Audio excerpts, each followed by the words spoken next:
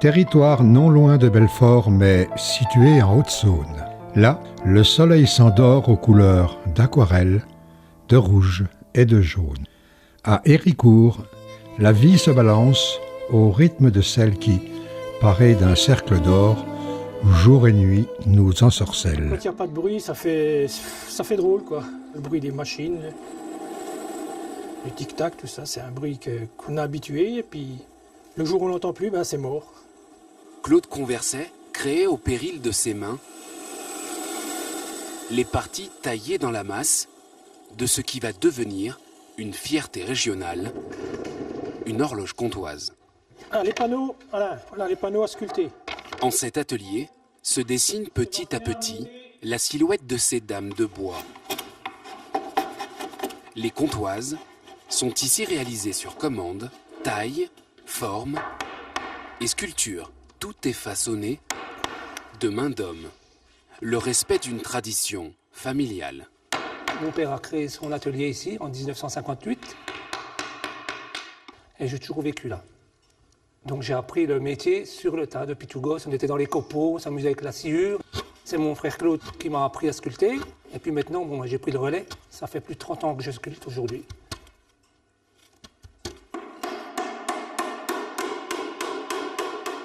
Pour l'assemblage, point de colle, point de vis, mais de simples petites pointes qui sertissent le sarcophage.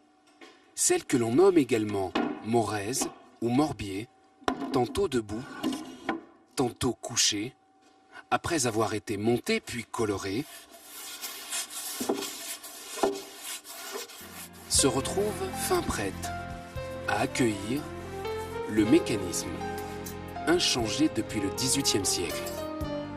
Fabriquées à Besançon, Claude les ajuste, les règle, un savoir-faire transmis de père en fils,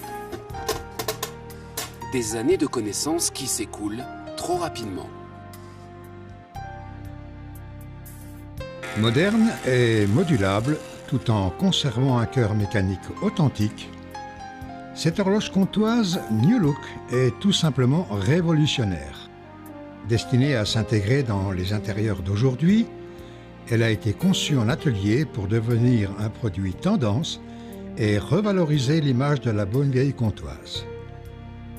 Grâce à un système de lumière LED intégré, cette horloge devient une attraction permanente. C'est une histoire de famille qui continue, quoi. Et qui, j'espère, ne s'arrêtera pas tout de suite. Il me semble que c'était hier quand même, et puis on ne se voit pas vieillir. Et c'est vrai en plus. Mais vous n'avez pas le pouvoir d'arrêter le temps avec vos horloges. Ah non, hélas, on ne peut pas reculer les aiguilles, là. Derrière le cadran, un trésor de rouage. Le cœur de la belle comtoise. C'est un bruit qui doit être régulier, qui doit tomber à la seconde, quoi. S'il est mal calé, si le tic n'est pas égal au tac, ça ne marche pas, ça s'arrête. Tic, tac, tic, tac. Certains se souviennent alors avoir joué avec les poids qui engendrent le mouvement de ce pendule, aussi intrigant soit-il. Ça rappelle le vieux temps des gens. Dans toutes les fermes dans le temps, dans le Houdou, il y avait une horloge, même 2 horloges. Pierre se lança dans l'aventure voici 58 ans. Sans le savoir, il donna vie à une lignée de créateurs de comtoises. Je suis bien content. J'espère qu'il y aura un quatrième petit-fils. Il est temps de faire le point. Sébastien représente seul la 3e génération.